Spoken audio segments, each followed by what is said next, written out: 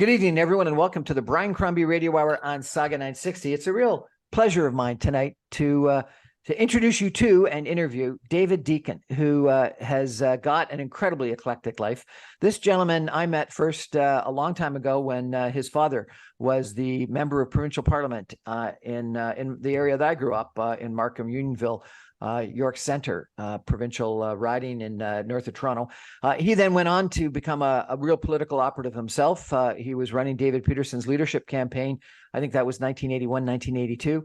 He then went on in business and became CEO of Porsche Canada. I remember seeing pictures of him driving some pretty fancy cars at the time. But now this week, he's launching a music album. And so what an eclectic background: politics, business, and music. It's a real pleasure to meet you again. David Deacon, welcome to the show. Yeah, thanks very much. It is a little strange, my life in some ways, I guess, but it's funny. I was thinking as you were talking about that, how would I explain it? When I was 22, I had a very severe racing accident on a motorcycle while I was practicing for a race, and I ended up with 9 hours of neurosurgery and a plate in my head and pinned through 5 breaks in my right leg, etc. And I was in the hospital for a long time and had a chance to contemplate some things. And I said to myself at the time, you know, if I had died then, I wouldn't have regretted a single minute of my life. I'd been so sort of really engaged in things I loved, and I sort of made a promise to myself then that whatever I did in future, I would try to make sure that that intensity stayed in my life thereafter. So that's my explanation. So tell us a little bit about this album that you're releasing. How'd you get into music? What type of music? Okay, so how I got into it was in the 90s. I was walking up a street in Upper East Side, New York. There was a sign outside of a bar said, "Poetry reading tonight with George Plimpton." And I thought, hell, I write as good poetry as he does. So I went in and I asked to see the manager, and I said, "I'd like to open for George." And she says, "Well, give me some poems." And I did. And I ended up opening for George.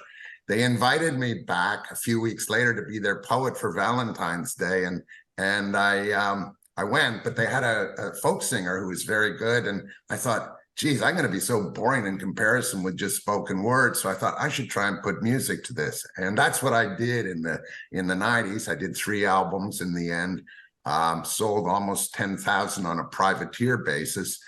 But it's a lot of work doing music and keeping bands together. As I said, it's sort of, there's only one adult in the room and you're trying to manage all the disparate personalities. But I had a lot left over, and I've decided to come back and do it. And I thought, well, with the new ability to reach through media, through distribution systems today, maybe that niche market and audience I had then, I could broaden out now.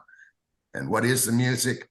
I don't know. It's rootsy, it's bluesy, it's got hooks, etc. I'm doing, I don't know. I get compared to Robbie Robertson and Tom Waits and, Joe Cocker, things like that because of my voice.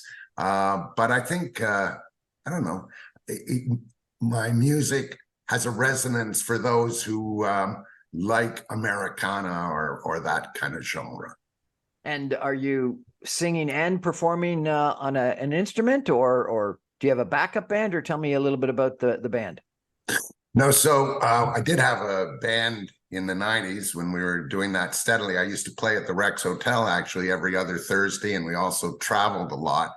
But what's going on right now, Andy Ryan, who was my guitar player then, he and I have been working on co-writing these songs. Essentially, this is just something we've been collaborating with through electronic. I phone him with a cappella version of a song and an idea, and then he works on it with his guitar, and then we end up going to a studio and putting the whole thing together. We'll have, a performance approach with backup singer, et cetera, in the launch party. But I haven't put together a full band yet to pursue this. I said, let's wait and see what kind of traction I get. And we're starting, you know, on the first, we launched in March with the first 10 from this period of writing. And we've got over 450,000 YouTube views at this point from that 6-month period. So we're starting to get some traction, and I think I'll put together a band soon enough. Fantastic. And are you performing at this launch party, or just playing and recording? No, we'll be performing there, which is great. I've been practicing. Hopefully I won't screw it up too badly. This is interesting. So this is something you did in the 90s and then you didn't do for the last 20 years or so, but you've sort of refound later on in life. Yeah. Well, there are some things that have sort of stayed consistent, and that is I paint, and I've been painting through the years since I was sort of 15, 16. Same with writing poetry. And sometimes there's more and sometimes there's less. And, you know, the poetry informed my writing of lyrics for music. But what I realized is I really did want to get back to doing melodies and putting it together. I find lyricism has a different kind of impact when it's with music. And so I've been thinking about it for quite a long time, but then the issue is, how are you going to do it? But the ability to work from a distance, like Andy is in Scarborough, I'm in Guelph, so it's hard. Normally, you know, it would be to get together all the time, but now when we can do a lot of it through the electronic connections, we get a long ways along and then can go to the studio and work on finessing it. So it's really a lot to do with how the world's changed, how it allows us to collaborate from a distance in a way that we couldn't before. And I realized I could get back to doing something I really love doing. That's an interesting comment. So let me ask you a question, and this may not be relevant to you, but I was at this past Saturday, a Markham District High School reunion, if you can believe it. And it was interesting because I think at prior reunions, lots of the questions were about, what are you doing? What's your job? What's your career? And now that people are getting close to either the end of the career, or frankly, they've retired or semi-retired or something like that, the question was a lot about what you're talking about what you love, what you're passionate about. And one guy was a pilot, and he's just flying all around. Another lady was running a not-for-profit. You know, others just enjoyed being grandparents. Do you think there's something about, you know, as you get a little bit older, you remember what you really love, and that's what you want to focus on and do? I think that's true for a lot of people. I think actually I view how my process worked is sort of differently. I've been really engaged at different, like I raced cars for a bunch of years and won a Canadian championship, and actually drove for the BMW factory team at the 24 Hours of Le Mans, and took the first Canadian team over to Le Mans as well. So I had an area of engagement there that was very intense for about 5-6 years.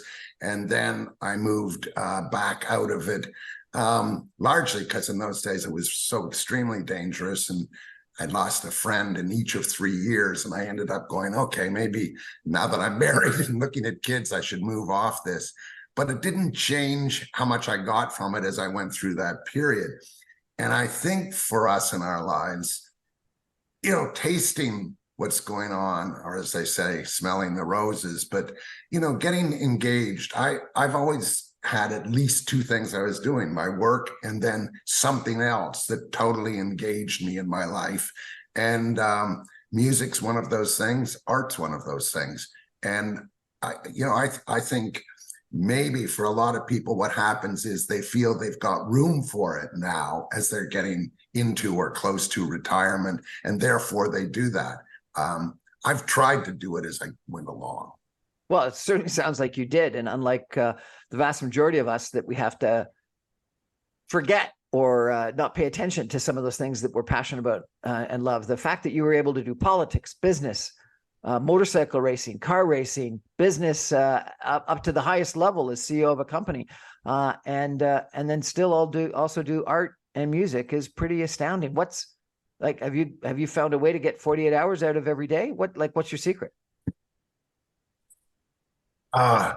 Well, I think one is I've always kind of looked at my life as having two halves in it. That is, one half when I would be doing the job that would earn me whatever, and two is the half that would engage me in something that I felt was really meaningful to me. So rather than, I mean, it's funny. In a way, I didn't have a misspent youth in a way, the way a lot of people might have.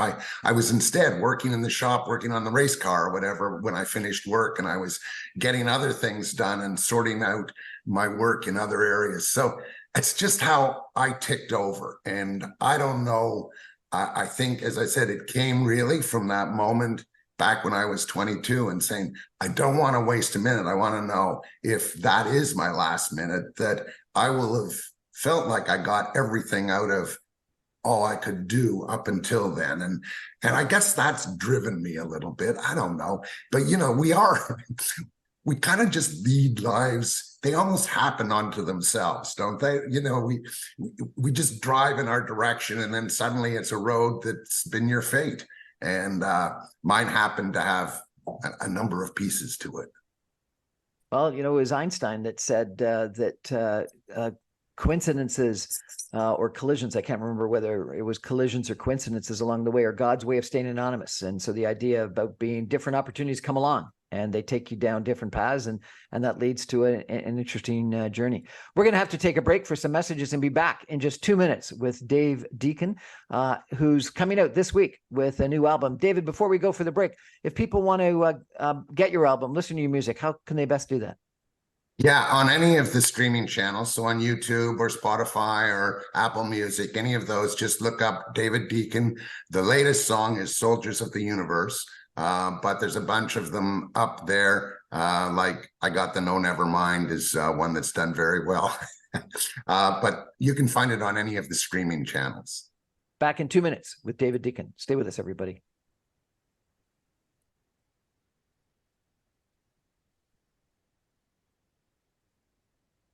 Welcome back, everyone, to the Brian Crombie Radio Hour on Saga 960. My guest tonight is David Deacon. He's one of these guys that when I was a teenager, I looked up to with such incredible admiration. He was like the guy in the area of Markham, Unionville that I grew up with. He was grew up in. He was the son of the member of provincial parliament. He was very involved in politics. He was bigger than life. He drove motorcycles, and I followed his career over time from a distance. And now I find out that he's releasing an album, and so I think it's fantastic to check in with him in that regard.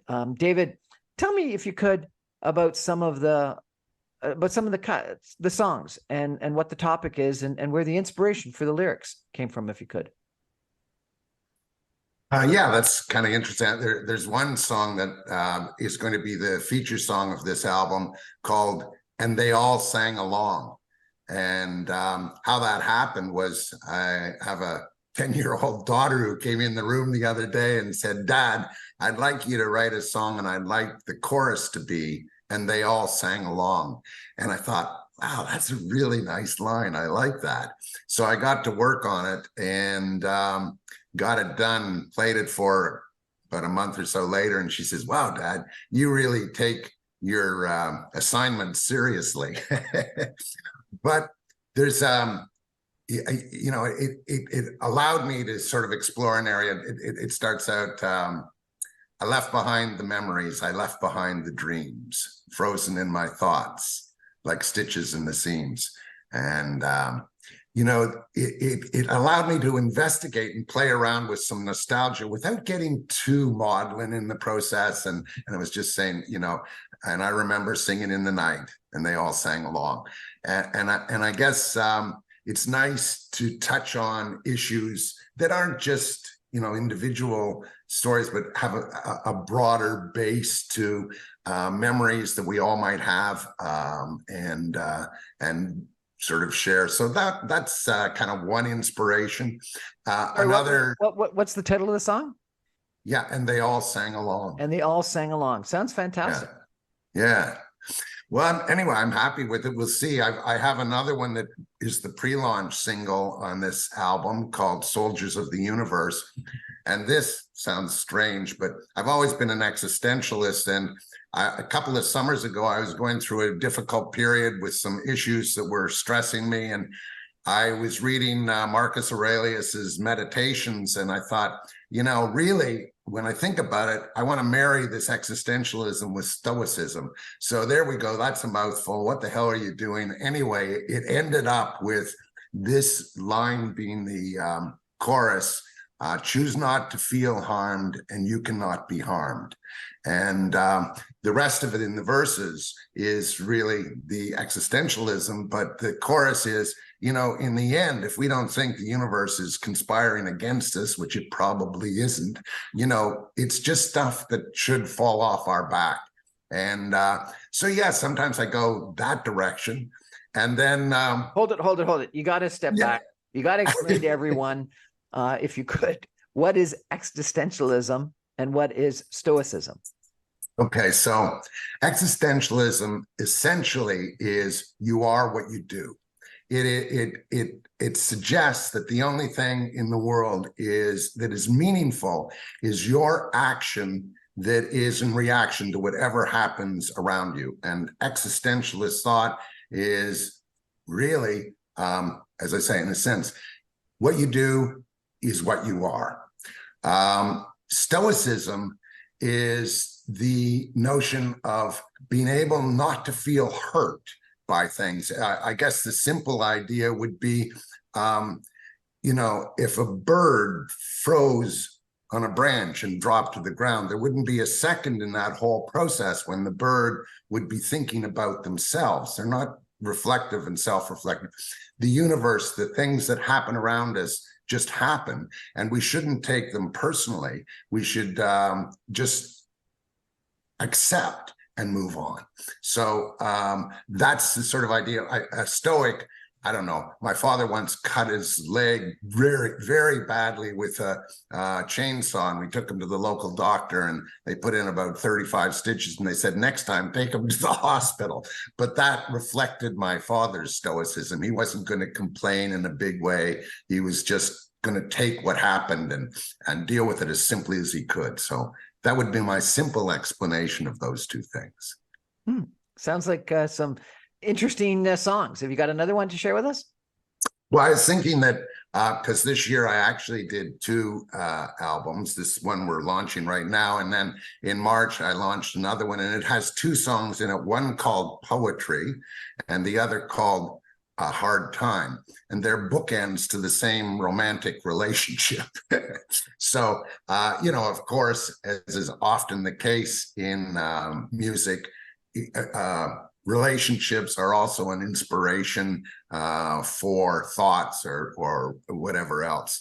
So the spectrum is pretty wide. So hold it. This is bookends of a relationship, poetry to hard what? Time. To hard times.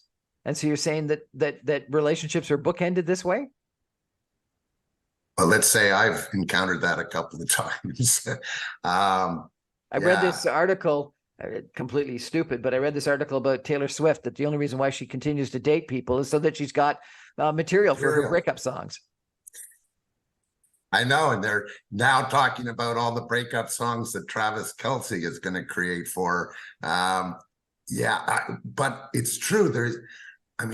We are, as naturally in people, most reflective in pain rather than in pleasure, right?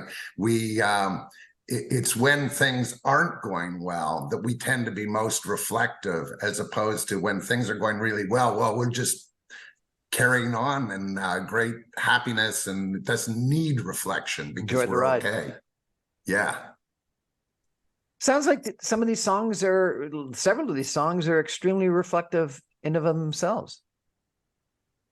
Yeah, and a big part of why I wanted to write again is because I had a whole new set of things that I wanted to talk about. I wrote a song called Arc of Life, and I wanted something that was non-religious. I wanted something that could be played at a memorial, including my own one day, that talked about life, that wasn't looking for some mystical other, but was really just saying, well, what is this? And you know, it wanders down a hall, it wanders down a room. It's just a little part of us that gets left behind, you know, and staying with everyone still there, leaving something after all. So that's my arc of life song. It's so yeah, I get reflective about some things like that. And then I guess I also get cavalier. There's a song called No Never Mind, and it's you wrote me a letter trying to make you feel better, but your words will not suffice because you took away my nights with cold fights, hard lights, and highly individual uptights. So where does your inspiration come from? The last one sounds like it came from a bad breakup or a bad experience. Where does your inspiration come from? Yeah, it comes from all those different pieces, sometimes the joy and sometimes the pain. You know, the poetry one certainly expresses a lot of joy. Yeah, so does, and they all sang along or something. So it comes from all of those pieces. And I guess I try to make sure that I'm investigating each area. I like writing, I always have. I feel that Bob Dylan did the world a huge favor in that he created a whole new genre of poetry. You know, music and lyricism in music became the poetry of the second half of the 20th century. And listen to good rap music, because there's some really good stuff and there's some really bad stuff, as in all pop music. But the good stuff is very well written and has some, you know, powerful lyricism representing a lot of meaningful thought. The bad stuff in pop music is always, you know, Obla-dee, Johnny singing, tell your ma, tell your pa, our love's gonna grow, ooh-wah, ooh-wah, something like that. It's just never really that anything other than superficial. But I like the lyricism in music that is more than that. I get going. Robbie Robertson, you know, Neil Young have written great songs like that.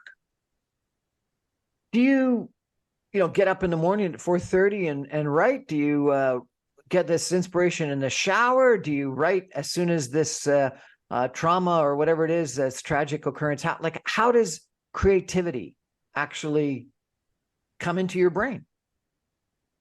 I have for almost forever had periods in the middle of the night when I'm sleepless. I've learned to live with them. I do keep pen and paper by bedside because it's a way of getting rid of that so that it just doesn't haunt my mind for too many hours. But I tend to almost every night have an hour and a half when I'm not sleeping. I'm sort of drifting mentally. Sometimes that gets engaged in business issues and trying to solve things I'm trying to do at work. And sometimes that gets engaged in creative thoughts. I think that whenever it dries up, as a good friend of mine used to say, the best lubricant is Scotch for a creative mind. The best lubricant is? Scotch or wine for a creative mind. I don't know. But I find that, you know, if you're sitting and enjoying a glass of Scotch, that will often get the wheels going when something else isn't. That's fascinating. Excellent recipe. Maybe I'll try some tonight. So what about the music? Do you write the music as well, or does someone else write the music? So initially, somebody else was writing. Back in the 90s, somebody else mainly wrote it. Then I started to create more melodies, and then they'd put arrangements around it in my band. Now I'm working with Andy Ryan, my guitar player. And so what I'll do is I will come up with something and sing it a cappella into my phone, send it to him, and then he's got that as sort of the raw template. But he then works with the structure and orchestration of that into, you know, chords and grooves and things to make it into the complete song. So it's a collaboration. We're co-writers. I basically always do the lyrics, and I 90% of the time come up with melodic hooks, but he's really structuring the final product.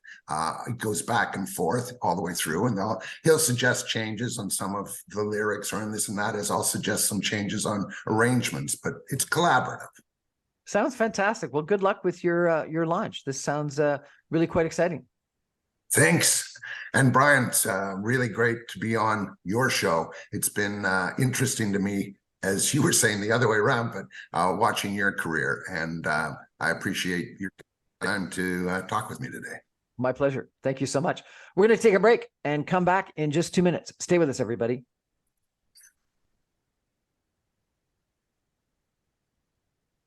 Welcome back, everyone, to the Brian Crombie Radio Hour on Saga 960. I've just been chatting with David Deacon, who, as I mentioned, has really quite an interesting, eclectic career and life, involved in business and politics and music and art, etc.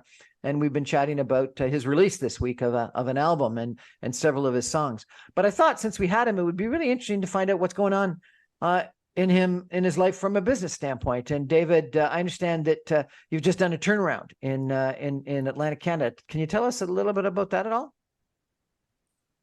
Sure. It's been kind of a really interesting experience for me from a learning perspective as well. In 2019, I just finished doing another company and had sold it, and so it was a public company. It was here in Ontario.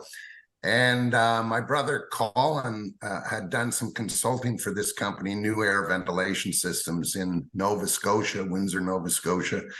And he said, it's in trouble. And are you interested in taking a look? So I flew down and checked it out, and the bank had called the loan. So it was a month away from bankruptcy. And I went in and looked around. Here it was, in rural Nova Scotia, in a little manufacturing plant. It was a mess, but they had a really good product. And they had some really good people. And I thought, So I ended up doing a crazy thing. The owner was going to end up really getting hurt by the thing if something didn't happen, because he was personally on the loans for a lot of things. So I bought the company from him for $15,000. $15,000. Yeah, well, really all that did was remove him from the liability. But then what we needed to do was raise money, put more money in, and get it going. But there was a good basic product there. And so we got going, started to turn it around. There were about 19 employees at that time, and doing about $3 million in gross turnover. And now we're going to be doing, I don't know, $8.5 million this year, and 45 employees. We completely turned it around during the COVID period, which caused something else to happen, which was kind of interesting. And that was learning how to run something from a distance, right? Because here I was in Guelph, Ontario. The company was in Windsor, Nova Scotia. And how do you manage to get your ideas into action without being there? And so that was a very interesting exercise in learning leadership in a different way altogether. You've always been a very inspirational individual. What is your secret to good leadership? I think it's very organic and not really very intellectual. I think a big part of it has to do with my interest in people and really listening to what they're having to say, so that I take in enough to understand how maybe to motivate or change or direct something strategically. And I guess the strategic is perhaps the one skill set I do have that's business oriented, in that I always seem to have been able to get to the essence of what something is and what it needs to drive it. So that combination of being able to strategically decide where to go and then engage with people, as opposed to pushing them just down my road, but finding a way to get down that road together has been what helps. I don't know, and it'd be interesting. Sometimes wonder what, if I ever ask the question of them honestly, what do they think? But you know, we've got a good group, and I think well, the results speak for themselves. They're pretty proud of what has been accomplished. We just sold the company to a large international organization, and I think it's going to go on to grow into quite a substantial contributor in that area of the province, and that's a great sense of satisfaction. Most people would think when they're launching a career that they've got to pick one function or one industry and sort of stay in it their whole career. You've done, it would appear, motorcycles, cars, air filtration, and probably numerous others. What's your answer? Is a varied career in different industries and different functions the right, or is it, you know, choose banking and stay in banking your whole life? I think one of the big differences is this: if you move into different areas, it's workable and it's really more exciting in a lot of ways because you get to try different things. But it's going to have ups and downs in the different. You basically are starting over, so you have to be willing to give up. Like if you built in an industry and you went from 15,000 to 100,000 a year in income, and now you want to change industries, well, you're probably going to have to drop back to about 40 or 50. You're not going to be able to then just move it over to the next one automatically and make the same thing. And I think that price of changing is why most people stay in a given career, because they can see its steady progress and where it's going.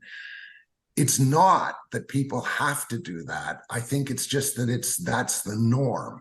And for me, because I was always inquisitive of other areas, I kind of thought I could do almost anything. I've found out I couldn't, and I've lost some pretty big chunks of money. Sometimes I've been very unsuccessful a couple of times, and so you have to be prepared for that. There's a thing that Emerson says: the people who stop at life's first success are the world's spiritual middle classes. They're stopping at success is the proof. And I guess in a way that's part of it too. You know, we fear failure in life, and we fear how it taints us or whatever else. But if we don't fear that and we try other things, we may find we can do them. So do you not fear failure? Sure, absolutely I do. But I'm at Le Mans. I'm going into the Mulsanne and the kink at the end of the Mulsanne for the first time. You're doing 230 miles an hour, or, you know, 380 kilometers per hour. And the car skitters a little bit through it. And it's like, my heartbeat was 200. It was just like crazy. And I did that a few times, and I was, you know, getting the lap time in, but I thought, I can't do this. I can't do this. This is too terrifying. I go into the pits, get out of the car, sit at the back in some tires. Hans Stuck comes up to me and he says, "Hey, David, how's it going?" And I said, "Hans," I said, "do you find the car a little skitterish in the kink?" He says, "Oh, yeah." And I just said, "Well, I don't know. I can do that." He says, David," he says, "don't worry. After a couple of hours, you'll be used to it." And, you know, it's funny. I just remember that so often in life. It's like, you just got to drive through fear. And it's only when you do that you really gain something, I think. It's like, we only learn when it costs us something pretty much every time, right? So what's the cost? Well, the cost might be learning how to drive through the fear. Learning how to drive through the fear. Is that the most exciting, scary thing you've ever done? No, I think actually maybe starting in music was. It's, you know, with no training, no background, no reason to think that I could do it. And then to do it, was so cool. And when I was young, I know, you know, I used to follow blues artists around, and I loved that music. And the first time I played the Silver Dollar in Toronto, I can remember feeling good right through to the marrow of my bones, thinking, wow, that's me there this time. But getting started in music and being really pretty damn bad at it when I first started, it was like, yeah, that was pretty terrifying. Many people say that when they're up on stage, they get energy from the crowd. Do you get energy from the crowd? I don't think so, really. I think I really get energy from the thoughts in the song and what I want to do and trying to get lost in that. I think if I was too aware of the crowd, I would start to perform for the crowd as opposed to perform the song. You've been in the arts, obviously, music and fine arts. You've been in business. You've been a race car driver and a motorcycle driver, and you've been in politics. Do you think having a political interest, a societal interest, is important or helpful in business, or no? It's just a politician's game. In the late 70s, with another chap, I started a thing called the Institute for Political Involvement. And at that time, the dominant elements in political Canada were lawyers, farmers, and clergy in terms of elected politicians. And we wanted to get more people from business into politics. And what that was about was trying to get large corporations to set up policies so that people could run, and if they lost, come back to their job, or if they won and then lost 4 years later or whatever, come back to their job, so that they weren't risking their entire career to be able to choose to go in politics. And it had quite a big impact through the 80s and 90s in terms of the number of people from business getting involved in politics. And I think that's very helpful and was very helpful. I think we're starting to move back into a society of more professional politicians now, which is a sad thing and perhaps an inevitable reflection of the amount of scrutiny in life that goes on in politics that's far beyond what it merits on a personal basis. And so what's the solution? You know what? At this point, I've decided I'm not working on that anymore, so I have no idea. I basically have decided my life is now going to be focused on my creative side as much as possible from here on. And I feel like I did my time and I put in my effort, and so that's done. I can put it to bed. David Deacon, real pleasure meeting with you again and hearing about your love of music and love of art. And I think that, what you've said about not being afraid of failure or driving, it's not being afraid of failure, it's driving through that fear, I think is very, very inspirational. And I really appreciate that. Remind us where we can listen to your music. Yes, so basically all the streaming platforms carry it. Believe is our distributor, so it's on YouTube, it's on Spotify, it's on Apple Music, it's on Prime. Whatever it is that you like to use, you can access it and just look up David Deacon. And if it needs more, ask for Soldiers of the Universe or Arc of Life or No Never Mind. I don't know, any of those songs, and that will definitely bring you to the collection of work. David Deacon, good luck with your launch this week. Thank you very much for joining us. Thanks very much, Brian. I really enjoyed this. We're going to take a break and come back with some concluding comments in just 2 minutes. Stay with us, everybody.